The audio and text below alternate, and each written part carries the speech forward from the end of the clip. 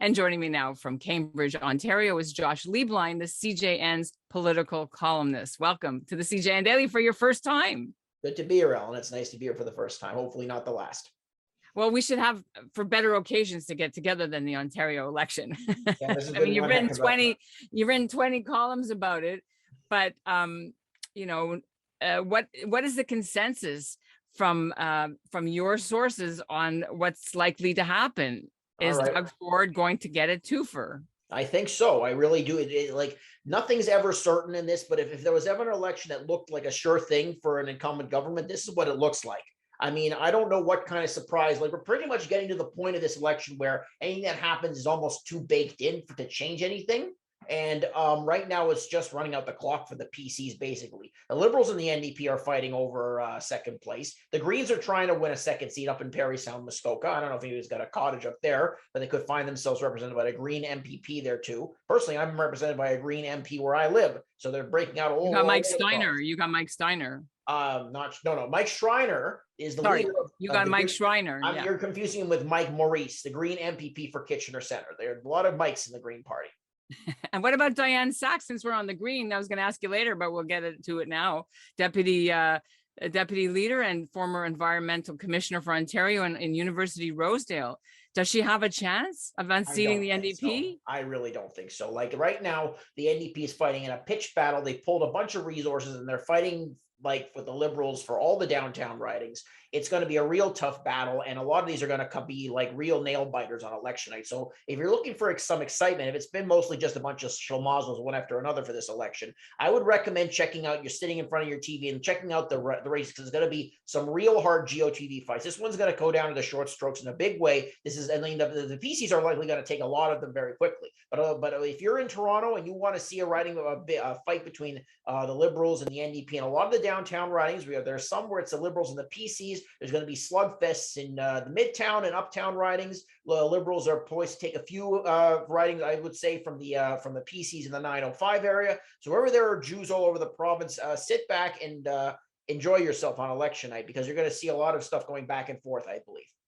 Okay, well, let me just quickly say GOTV, for those of you who aren't insiders in the ballpark, is get out the vote. Yeah, if I say something that doesn't make sense, Ellen, slap me across the face. No, I know what it is, but we have to just make sure our listeners will know. Now, look, let's talk specifically about some of the key, interesting Jewish races. Mm-hmm. Can we start off with somebody who's not running, which was Gila Marto in Thornhill?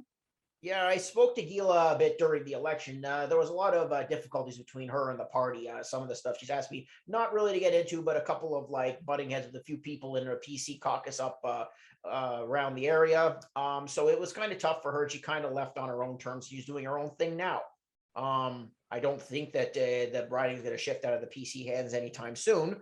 But, you know, it's the problems and the issues in the PC party of Ontario are not going to go away just because they won an election. There's a lot of internal stuff brewing, a lot of people trying to take Doug Ford's job, a lot of people trying to burn their own credentials and try to see what happens if the PCs don't lose more seats than they won. I don't think anyone's going to make a move just yet, but, you know, the possibility is always there. There's always a succession crisis. You always got to look for the someone that's coming up behind you. And I don't think we have too many like we are going to have a few Jewish MPPs return to the House, but I don't know. Let's count them. Let's count them. Who would they be?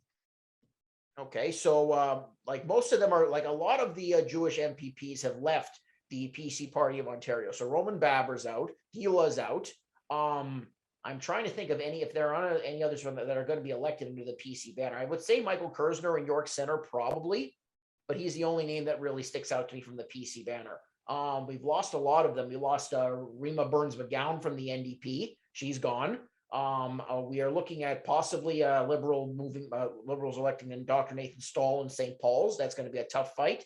Right, and he's had some issues with posters last couple of days. Very vile anti-Semitic posters being. Have you heard about this? I have not. I mean, I'm checked out of a few things that are happening in Toronto. What can you tell me about it, Ellen? Well, they're just, lots of candidates have had to deal in the federal election. We've reported on it. You've talked about it with defacing their posters with swastikas or other Nazi symbols, or calling people Hitlers or other other things. There was posters up stuck on, they were like sticky posters, more like bumper stickers, accusing him of being, all kinds of anti-Israel and BDS things. But that has been an issue for some candidates, which is the way that they have to deal with anti-Semitism in their party, or from potential candidates who get vetted and then somehow these things get missed, that they had anti-Israel rhetoric. How big of an issue was that? You, off the top of your head, were there maybe 3 or 4 candidates that got struck down from various parties because of their positions against Israel? Well, I did talk a bit about Steve Parrish out in Ajax, who got taken down thanks to the efforts of the great Emma Cunningham, who will be running for school board trustee coming up. And when we move from the provincial to the municipal areas, she's going to be one to watch. And I recommend the CJN check in with her at some point too. Yeah, we did lots of interviews with her around Christmas time, Yep. January, when she quit as Pickering Uxbridge riding executive because of the fact, we should just quickly recap for the listeners, that the NDP was going to back the running in that riding of Steve Parrish, the former mayor, who refused to change the name of a street in his community, which was named after a Nazi naval captain. And he wouldn't apologize until actually the late Steve Arnold from the CJN, where our colleague wrote about it, and finally, he stepped down and apologized. But how is the NDP for anti-Semitism? I mean, they got Dr. Burns running, and he always says they're not BDS, but how are they in terms of anti-Semitism?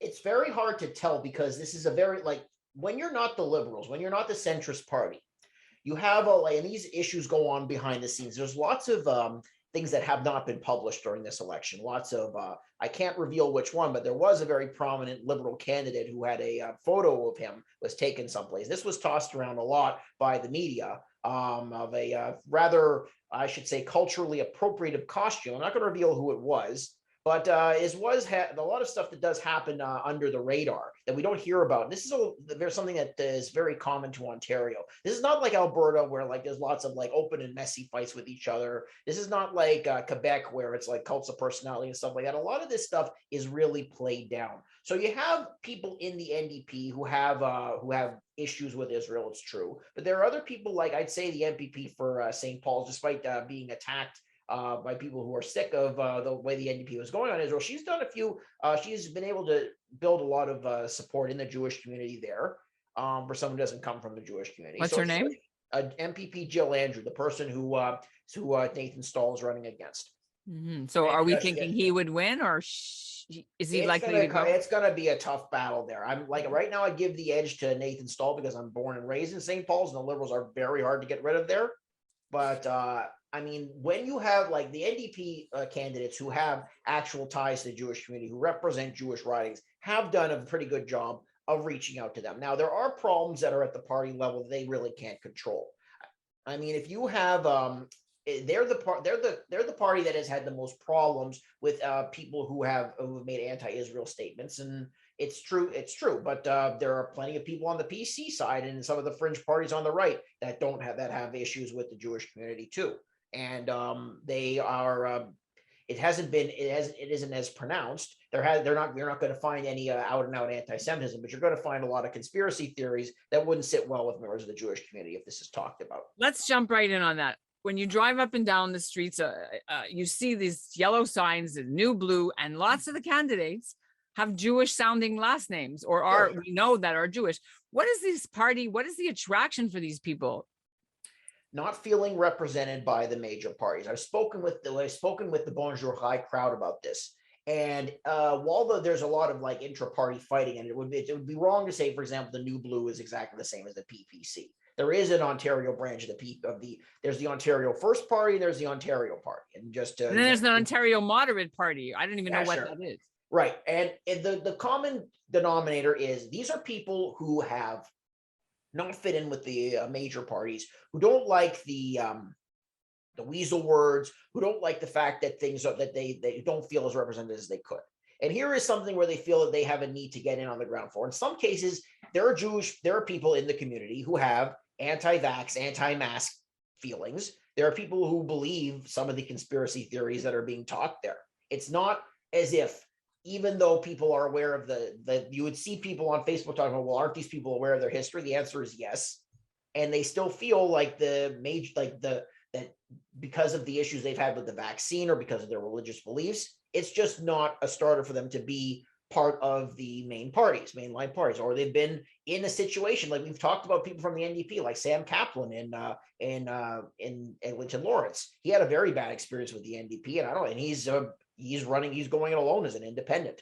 So what you have to do is you may hold some beliefs in common with your PC or NDP or liberal friends, but it's not exactly a friendly scenario for you. So in many cases, it's a very personal thing.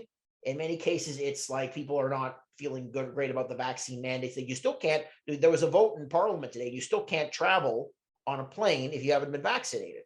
So people are still looking to ways where they feel as though with the last 2 years with COVID that their rights have been trampled on, that they've seen that Ontario doesn't work as well as it used to, and they just don't feel represented. So there's a whole list of factors, and you really have to go to the individual candidates and ask them what their deal is in order to get a sense of it. But those are the broad strokes.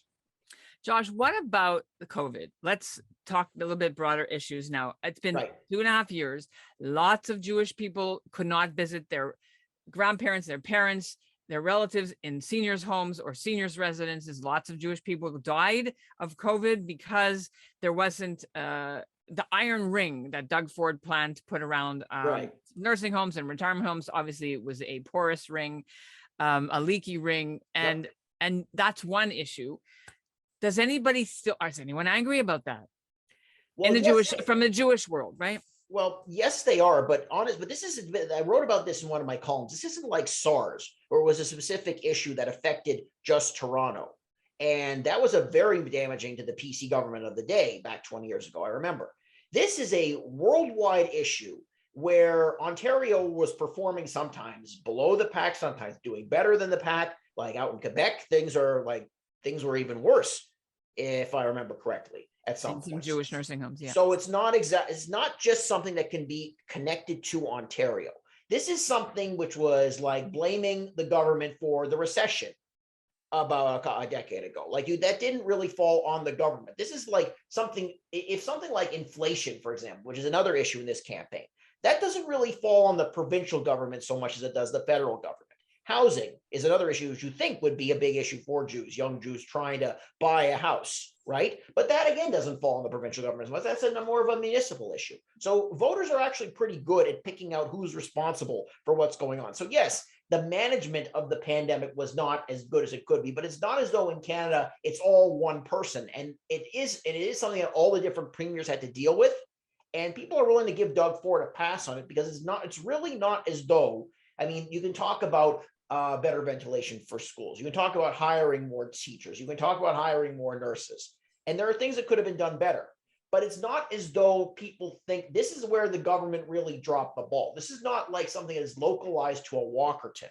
It's not something you can really point to the government and say, here's the one specific area where the government dropped the ball. It was just too big to really put on one specific area. And that's the opposition parties have really struggled to connect and say, here's where the government really dropped the ball. And the government's like, yeah, we could have done something better.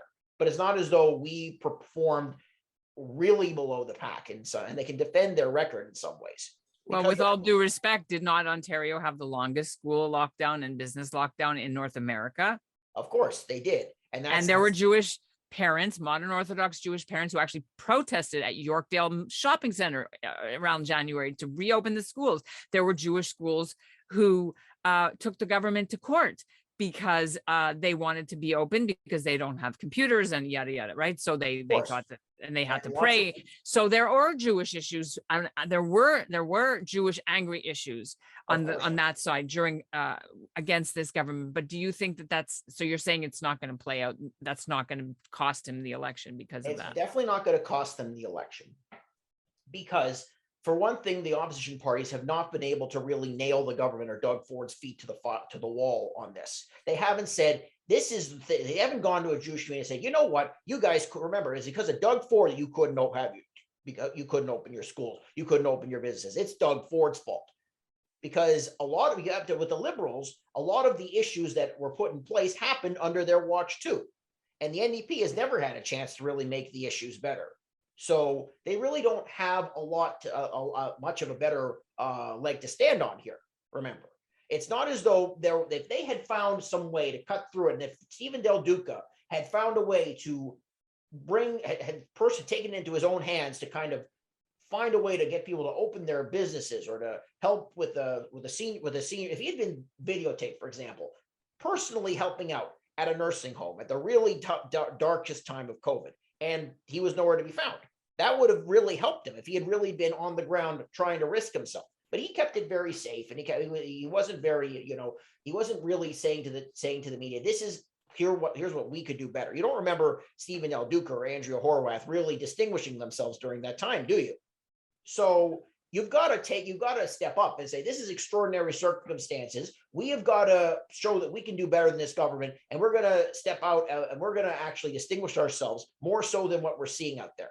And people, the voters, they want to see, they want to know, they don't want to just have empty promises. They don't want to have people, the liberals saying, we're going to make these little tweaks around the edges, because for something like this not to happen again, you're going to need a vast transformation. And they're going to have people saying, we really believe we can do things differently. And with the liberals and the NDP, you get mostly tweaks. Like, they have a lot of good policies. I'm not saying that they haven't done anything right, but it's not a matter of like minor change that will prevent a pandemic like this from happening again.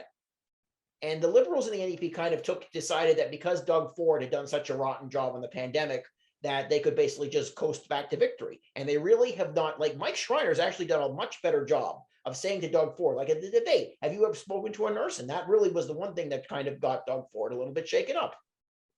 So you really this is not like politics as usual. This is not business as usual. This is not what people are looking for. They're not looking for your standard liberal platforms. They're not looking for your standard NDP promises. You're either going to give people something that is significant and different, or they're not really going to be paying attention to you. Because the next pandemic that shows up and you're going to be premier, well, what are you going to be? It's going to be the same issue, right? Actually, he did speak to a nurse. I have to just say, we covered it, Dr. Doris Greenspoon, who's the head of the RNAO, but she's not a practicing nurse. No. He gives her $500,000 a year to give him advice. So that's her salary. So I guess it's going to be status quo. It'll be some good close ridings to watch. And will he get back in with a majority?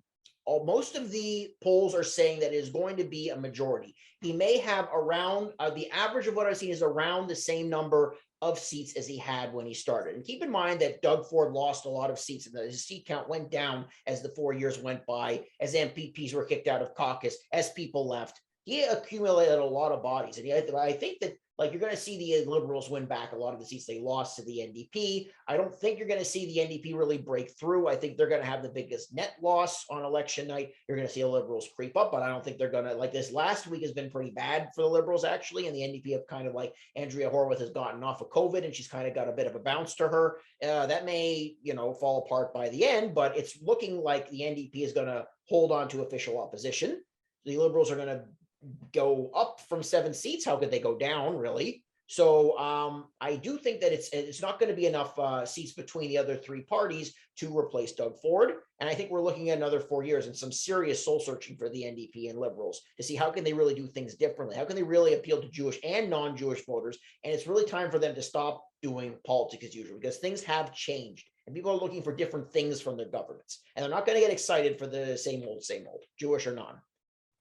I think we're going to end it there. I think that was a great conversation. I'm so interested in seeing what happens. Thank you very much for giving us this preview, and maybe it'll be, reality when people listen to it after the election. Thanks again for being on the CJN Daily.